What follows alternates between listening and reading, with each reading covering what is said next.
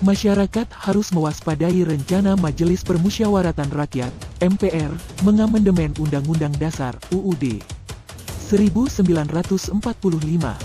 Tak ada yang menjamin bahwa perubahan konstitusi hanya menambah kewenangan MPR menyusun pokok-pokok haluan negara, PPHN, dan penguatan Dewan Perwakilan Daerah, DPD. Agenda tersebut riskan ditunggangi pihak yang ingin melonggarkan pembatasan masa jabatan presiden. Saat ini, niat busuk memperpanjang masa jabatan presiden dan menunda pemilihan umum terhalang konstitusi.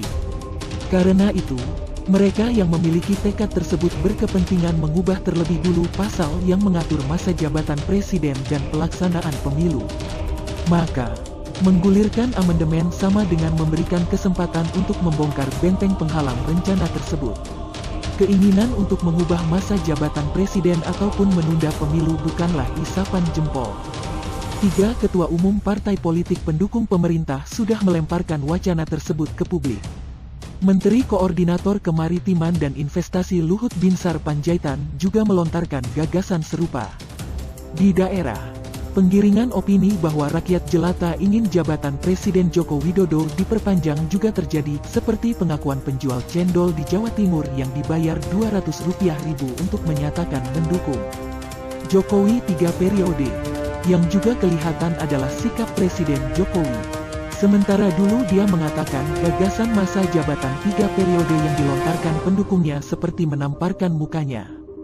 Kini pernyataannya menjadi bersayap. Dia tak terang-terangan menolak, hanya mengatakan akan taat pada konstitusi. Kalimat tersebut sungguh licin karena bisa berarti dia tak menolak perpanjangan masa jabatan asalkan dibolehkan konstitusi, yang perlu diubah lebih dulu. Sesungguhnya, sebagai gagasan saja keinginan untuk mengamandemen UUD sudah salah kaprah karena tujuannya bukan untuk perbaikan seperti dalam amandemen ke-1 hingga ke-4 pada tahun 1999 sampai tahun 2002. Perubahan kala itu untuk mengokohkan perlindungan hak asasi manusia, membentuk Mahkamah Konstitusi, hingga, terutama, membatasi kekuasaan. Dengan adanya pembatasan kekuasaan, bahkan bukan hanya penguasa yang buruk, presiden yang baik pun harus mengakhiri jabatannya. Perlu disadari bahwa semangat konstitusionalisme tersebut untuk mencegah kemudaratan. Mereka yang mengusulkan amandemen konstitusi tapi mengabaikan prinsip pembatasan kekuasaan seharusnya malu mengaku sebagai negarawan. Para wakil rakyat dan pejabat yang menginginkan amandemen demi melonggarkan pembatasan kekuasaan adalah pengkhianat konstitusi. Mereka sedang menarik mundur republik ini ke era kegelapan. Karena itu, hentikan saja rencana mengamandemen UUD meski seperti agenda awal. Toh, PPHN dan penguatan DPD tak mendesak. PPHN, misalnya, tak penting lagi karena kita sudah memiliki rencana pembangunan jangka menengah nasional dan rencana pembangunan jangka panjang nasional sebagai panduan pembangunan. Para politikus harus naik kelas menjadi negarawan.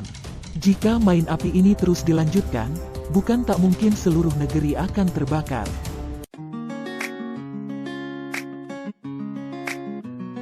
Demikianlah berita yang kami sampaikan.